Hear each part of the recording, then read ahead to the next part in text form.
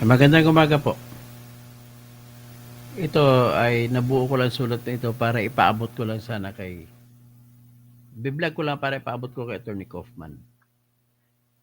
Para naman tingnan niya mga aspeto sa batas. Batas lang po pinag-usapan natin dito. Hindi tayo nag-uusap dito kung sino guilty o sino hindi. So, checking ko kung may sounds ako ha.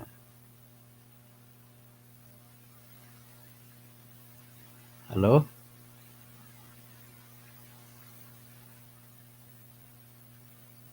Hello? Meron. Meron tayong sounds. So ngayon, mga kababayan ko, wag nyo akong pagalitan kung pabor kay Duterte itong sinusulat ko. In the interest of intellect lang ito. In the interest of the search for the settlement of what should be the law. In the interest of jurisprudence na makatulong tayo sa ICC para someday mayroon na sila magamit ng batas. Kasi ang pagdesisyon po, with due respect to all, including Attorney Conte, including Attorney Joel Butoyan, Attorney Gabriel Andres, including Attorney Karim Khan, Attorney lahat ng prosecutor.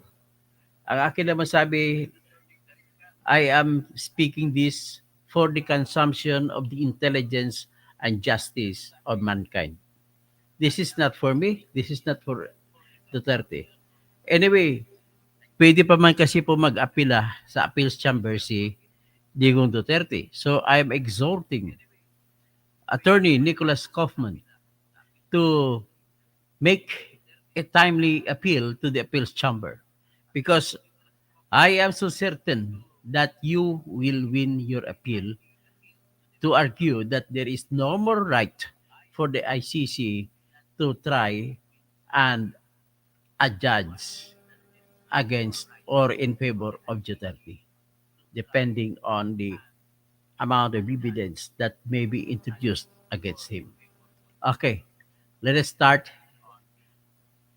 Ito po, ay na-develop ko lang po. In-examine ko ang batas. I analyzed the law and in my own analysis, it shows po na talagang wala ng jurisdiction ang ICC sa kaso ng Pilipinas at iba pang kaso ni Duterte at siyempre iba pang mga tao na pwedeng maaring kakasuhan nila. So, just to give you an idea, I will share in my, pwede ka mag-screenshot, in my live, the letter I wrote and I intended this to be sent to Attorney Nicholas Kaufman.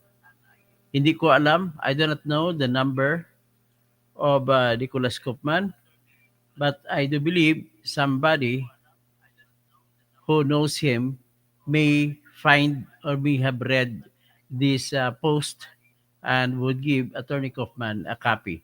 Maybe he could consider this. Okay? So let us start. Ang conclusion ko po rito ay wala na talagang jurisdiction ang ICC. At kaya dahil nagdesisyon ng ICC Pretrial Chamber, pwede pang mag-apila si Digong Duterte doon sa Appeals Chamber. At naniniwala naman ako, napakatindi ng paniwala ko na mananalo si Digong Duterte sa Appeals Chamber. Mga dahilan kung bakit. Una, yung aking argumento napakasulit. Na kung gagamitin lamang ito ni Atty. Kaufman, napakasulit. Pangalawa, nung una na umapila ang Pilipinas sa Appeals Chamber, dalawa roon na mga judge nagsabi na wala ng jurisdiction ang ICC sa Pilipinas. Therefore, wala na rin silang jurisdiction kay Digong Duterte, kay Bato, at sino pa sa Pilipinas. So, let us start the ball rolling. Ganito po yan. And nagsabi ko kay Attorney Kaufman, no, kaya I'm requesting Alvin on tourism. My letter to Attorney Kaufman. So Alvin, pakibigay mo ito kay Attorney Kaufman. So sabi ko nga lang dito, Dear all, I am Toto Kausing. My YouTube channel is Dr. Toto Kausing. I request that you send to Attorney Nicholas Kaufman this message consisting of my suggested arguments to be possibly considered to be included in the appeal that he will file at the appeal chamber on the issue of jurisdiction. I write this in the interest of compelling justice. Here are my points why ICC has no more jurisdiction over the Philippine situation and no jurisdiction exists as well over the person of Duterte and over the subject matter of the cases called crime against humanity. Number one, Attorney Kaufman must appeal the decision of the pretrial chamber to the appeals chamber. Number two, it is the principle of law, including criminal procedures all over the world as well as in the Rome Statute, the power to try and adjudge cases in the situation of the Philippines and of Mr. Rodrigo Rua Duterte, or simply called jurisdiction, can only be given or vested by a law. Number three, the next principle of law, particularly in criminal law, is that any doubt as to how to interpret doubts in laws is resolved in favor of the accused. We call this in Latin in dubio pro reo. The third principle of criminal law states that any law that gives or vests power to hear and decide must be explicit and express in granting that power. Number five, at the present stage of the cases against Duterte, there is a big doubt whether the ICC still has jurisdiction over the case. Number six, due to the doubt in the law, the ICC is obliged to dismiss the cases against Digong. Number seven, while this doubt exists, there is also no law in the Rome Statute or elsewhere that vests or grants the ICC the power to hear and decide the cases of Duterte under the present circumstances. Number eight, now, why do I say there is doubt whether the ICC still has the power to hear and decide on the cases of Duterte?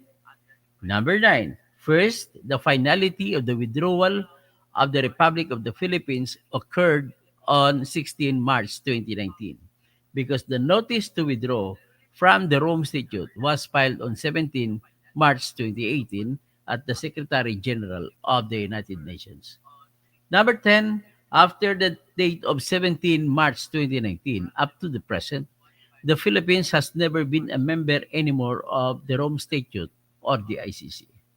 Number 11, based on Article 1 to 7 of the Rome Statute, the conditions of the withdrawal says the following four conditions. A, that the withdrawal notice filed on 17 March 2018 shall take start to be effective on 17 March 2019. B, that the Philippines should pay whatever financial obligations that were incurred during the period that the Philippines was a party to the ICC until such time when the withdrawal took effect on 17 March 2019. C, that the Philippines' obligation to the ICC shall continue on the cooperations or agreements entered into by the Philippines and the ICC. And D, that there has been any matter under consideration by the court before the withdrawal of the Philippines became effective. So those are the four conditions whether or not that it will apply on the circumstances after the withdrawal becomes effective. Okay, number 12. The withdrawal became effective on 17 March 2019. 13, because the vesting or giving of power cannot be presumed, but must be done explicitly and expressly. The phrase any matter, stated in condition number 4, stated in Article 1 to 7, can only include any matter that explicitly or expressly vests the power to hear and decide the cases of Duterte or any person from the Philippines in relation to the crimes that occurred during the period of November 1, 2011 up to 16 March 2019. Number 14, there is no dispute that preliminary examination is included in the term any matter, referred to as the fourth condition in Article 1 to 7 of the Rome Statute. Number 15, because the vesting of power must be explicit and expressed as a principle that cannot be bent, we must examine this preliminary examination to see if there is anything there that can be considered as a law that vests in the ICC the power to try and decide the cases against Duterte or any person in the Philippines, even after the Philippines withdrawal is final. Number 16, what is stated in the preliminary examination was that the Office of the Prosecutor declared it will examine any information or communication that may be relevant into the Philippine situation that may warrant the application for authorization to investigate into any case that the OTP may determine to be investigated for the purpose of knowing whether to apply for the said authorization. Number 17, there is no law vesting jurisdiction to authorize the investigation that can be found in the said decree of Prosecutor Fatou Bensouda. Number 18, Bensouda did not cite any law that can vest power unto the ICC even after the finality of the withdrawal to try and decide the cases of Duterte if ever the OTP is able to file the request for authorization only after the finality of the withdrawal. Number 19, at best, the only power that may be exercised is a power to examine and not a power to investigate. And the power to examine does not include the power to investigate. To insist otherwise gives doubt whether power to investigate was vested. Number 20, hence, looking at Article 1 to 7 alone, it is very clear that the ICC has no more authority to investigate. 21. Now, Article 12, Paragraph 2, and Article 13 combined together decrees that an investigation into the situation of the state can be exercised only if the state concerned is still a member of the Rome Statute or the ICC. Number 22, to think otherwise, Article 12 and Article 13 are doubtful to expressly say that the ICC can still authorize an investigation and consequently hear and decide the case when the withdrawal is already final. Yun lamang po ang aking masasabi. So, itong mga nagtatanong sa akin, palaliman niyo po ang isip niyo bakit ako sumulat nito. Okay? So, ganun lamang po Aking at masasabi. hindi na ako magsasabi. So, kung ano, at ito na lang at magandang umaga na lang po sa inyong lahat. Bahala kayo kung paano nyo po yan i-anuhin, ipagbasahin at alaman, pag-isipan na malalim. It's up to you. It is for the public consumption. It will increase your knowledge in law and the principles in law, and it will to increase your education with respect to how lawyers should argue and analyze the laws and the circumstances that are present. Okay, maraming salamat po. Salamat, Dr. Toto. Sana makarating kay Attorney Kaufman ang letter mo yan para makatulong kay Tatay Digong. God bless po. Raymond de Ribocas, malaki ang chance makauwi si Digong. So, bahala na kayo kung anong inyong conclusion.